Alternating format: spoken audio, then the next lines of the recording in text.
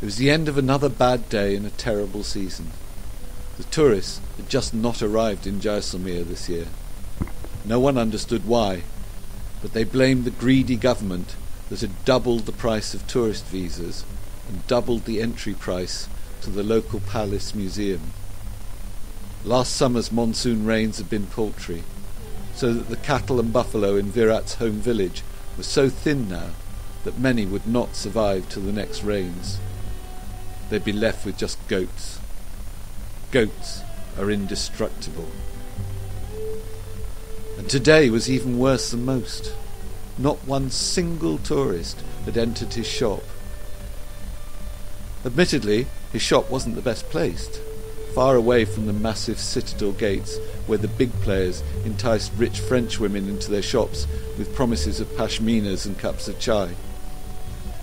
Virat had stood outside his shop all day willing the tuk-tuk drivers to stop and direct their passengers to him, and plaintively entreating the rare foreign pedestrians with the "Come in please, just for looking.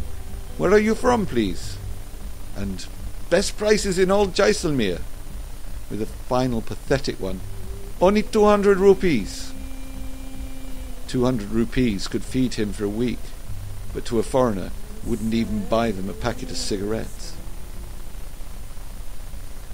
Virat began to take down the bright saris hanging at the side of his shop. It was nearly 9 o'clock, and the restaurants up the road had already turned their lights off. "Mary, darling, this isn't even a Kashmiri shop."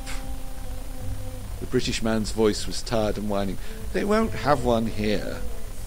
Just one last look. They won't have one at the airport tomorrow either." Virat whirled round.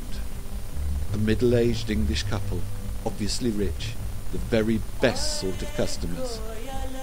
"Please come in. Just look. Very good prices. I have everything. You want sari? Very good saris, very cheap." He was pleading, but he delayed the 200 rupees line. Miraculously, the woman stepped inside. She had metallic blonde hair cut like a sculpture and wore a South India kurta over immaculate fawn slacks. Virat took very little notice of the man shambling in behind her. Englishmen have no style, and they are always tight with money, and they never make the real decisions. "Come on, darling. You can see this isn't a class place. No Kashmiri jackets here." "Kashmiri jackets?" Virat beamed. "Of course I have very fine Kashmiri jackets. I show you. Very fine. Perfect for madame." He actually only had one, part of an assortment of items sent over from his shady cousin in Pushkar. He rummaged through the pile from Pushkar. He heard the dreary man grumble and the woman snap back. "Here, madame!" He triumphantly held aloft the item in its new cellophane bag. "It is just right for you, madame. You try it on." Something in the glint of the woman's eye suggested that he'd scored a direct hit. He whipped it out of the bag and held it up. "Fit you perfectly, madame, like it was made specially for you." It's like the one you lost last week. Maybe not as fine, but..." The man was silenced by a dagger's look from the woman. "Never give any extra information when you start the haggling." The woman slipped on the jacket and admired herself in Virat's mirror. She obviously liked what she saw.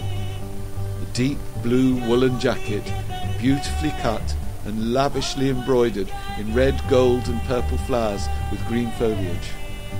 "How much?" she snapped, trying to sound disinterested. Virat took a deep breath. Something told him to start high, but he mustn't blow it. 70,000 rupees. Ridiculous. I'll give you 30. She started to take the jacket off. "But madame, it takes a woman 3 months to hand-stitch this. All made by hand. Very fine work." "All right, 50 and no more." The woman looked at her husband with a look of triumph. At this point, Virat was meant to say that she was bankrupting him and ask him if they'd like to discuss it over a cup of chai, and that he wouldn't take less than 60,000. They should soon be shaking on a 55,000 deal.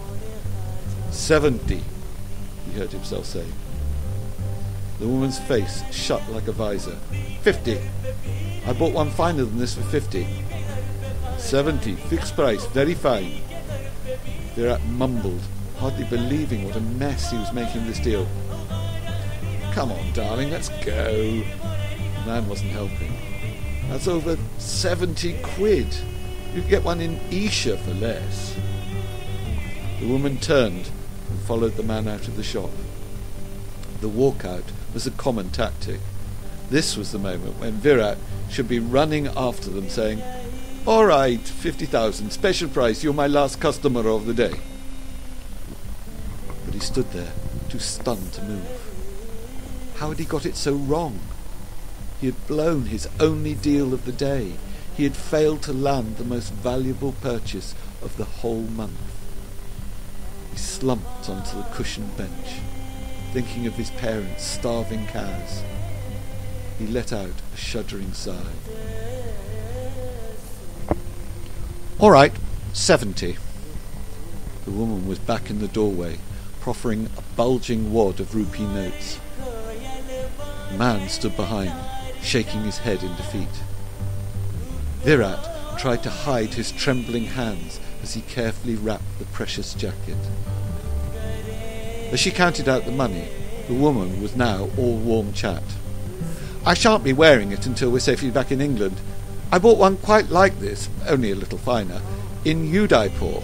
Knocked the chap down from 90 to 50. They cost over £200 in the UK. Anyway, I stupidly wore it in Pushkar, and then left it behind in the hotel when we left. We phoned back when we discovered it missing, but nothing, of course. Probably on sale in the bazaar in Pushkar before we'd left town. I've been in mourning ever since. That's why I needed another one before we fly out tomorrow. Use up our spare cash too. You can't take rupees out of India." And so she went on until she was safely gone, and Virat was stuffing the money into his pouch. "Oh, look, the moon's red," the woman said, as she led her husband out into the street. "Get a photo, Charles." "Caused by all the dust they have here," said the man, miserable to the last. As he shut up the shop, Virat looked up into the sky. The moon looked blue to him.